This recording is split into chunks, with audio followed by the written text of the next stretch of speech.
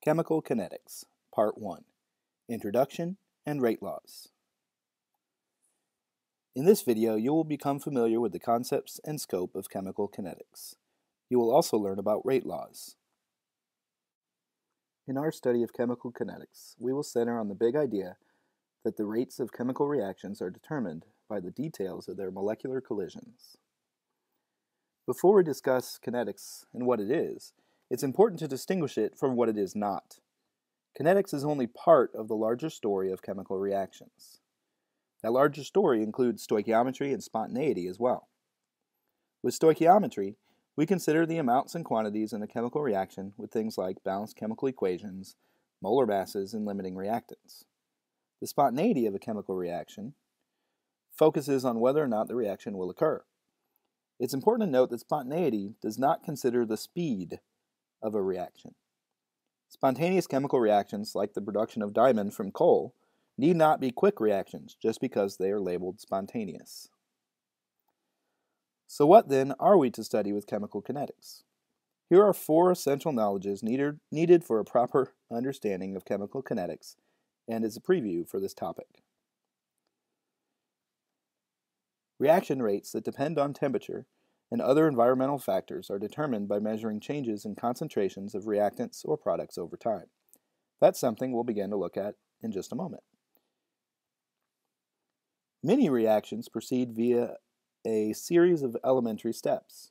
In a later video, we'll discuss how mechanisms can show these steps for a chemical reaction. Elementary reactions are mediated by collisions between molecules. Only collisions having sufficient energy and proper relative orientation of reactants leads to products. We will eventually use the collision model to explain how chemical reactions occur and how we can influence their rates.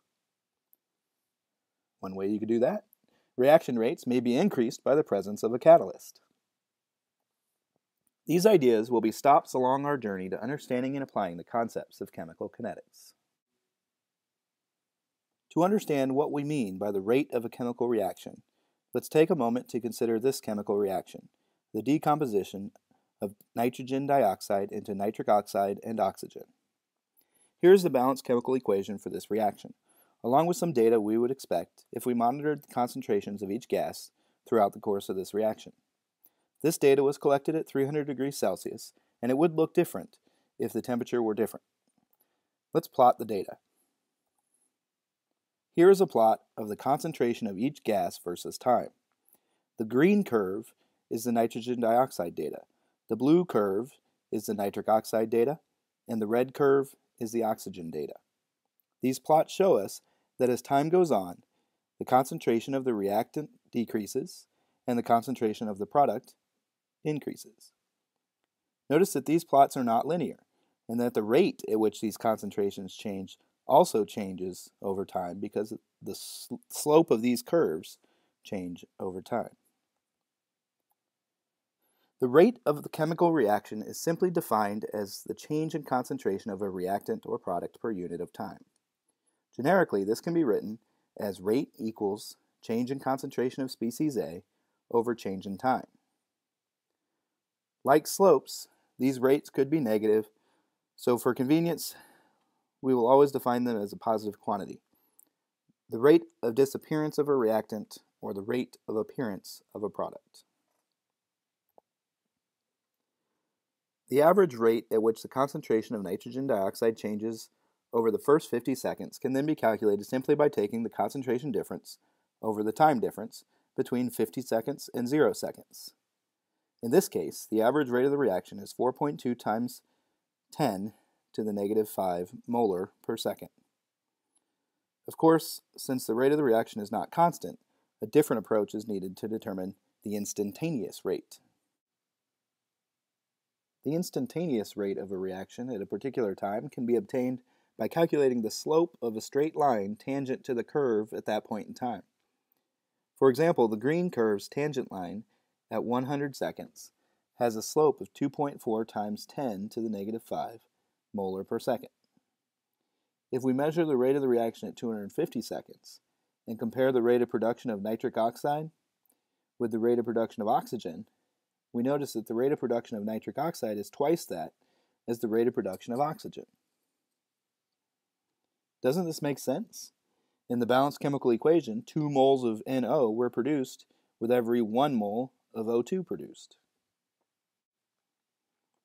We can summarize these findings by stating that the rate of consumption of nitrogen dioxide, NO2, is equal to the rate of production of nitric oxide. And those rates are both equal to double the rate of the production of oxygen.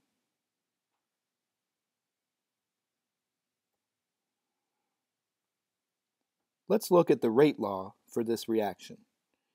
For this reaction, we can say that the rate of the reaction is equal to K, called the rate constant, times the molar concentration of nitrogen dioxide to the power of N.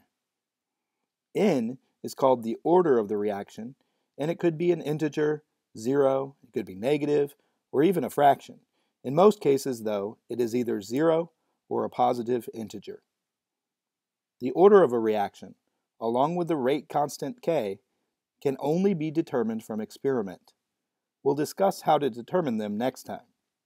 For now, simply note these two things. First, the concentrations of the products do not appear in the rate law because we'll study kinetics under conditions where the reverse reaction effects are negligible. And second, the value of N in this rate law must come from experiment and not from the coefficients of the balanced equation. Students sometimes want to do that, but they shouldn't. Because the rate of this reaction could be defined in terms of consumption of nitrogen dioxide, production of nitric oxide, or production of oxygen, we must be careful to define the rate specifically. For example, the rate law looks like this. Rate equals negative change in concentration of NO2 over change in time equals K times the molar concentration of NO2 to the power N. This kind of rate law is called a differential rate law. Differential rate laws, which we could just call the rate law, expresses how the rate depends on the concentrations of the reactants. An integrated rate law shows how the concentrations of reactants depend on time. And each differential rate law has a specific integrated rate law that goes with it, and vice versa. Thank you for watching this video. If you need to review the introductory information regarding kinetics and rate laws, please watch this video again. More information can also be obtained by referring to the appropriate pages in your textbook. Leave a note in the comments if you have any questions.